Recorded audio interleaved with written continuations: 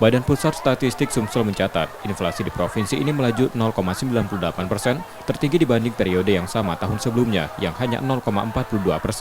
Hal itu dipicu naiknya harga sejumlah komoditas, yakni daging ayam beras 5,54% dan beras 3,75%. Dari total kelompok makanan dan minuman 0,51%. Naiknya harga dua komoditas itu akibat stok menipis, dibarengi daya beli masyarakat yang meningkat jelang perayaan Imlek lalu.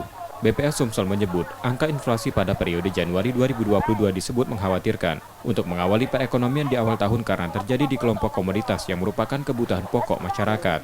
Diharapkan pemerintah daerah dapat melakukan upaya preventif, seperti menyediakan ketersediaan komoditas agar harga dapat terkoreksi di periode selanjutnya. Kami sampaikan bahwa bulan Januari ini Sumatera Selatan mengalami inflasi 0,93%.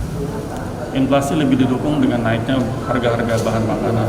Jadi harga daging ayam ras utamanya itu naik cukup tajam. Kemudian harga beras juga naik cukup signifikan.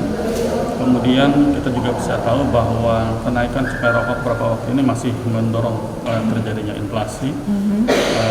Minyak goreng sedikit masih mempengaruhi di dalam inflasi di bulan Januari. Dan yang terlihat itu adalah kenaikan harga sewa rumah di beberapa amatan kami juga sudah terlihat mulai kenaikan. Selain kelompok makanan dan minuman, inflasi Sumsel juga dipicu biaya sewa rumah, air, listrik, dan bahan rumah tangga yang naik sebesar 0,22%. Secara kumulatif, laju inflasi Sumsel tahunan mencapai 2,34%. Rizky Oktora, Muklas Diferensial, Kompas TV, Palembang, Sumatera Selatan.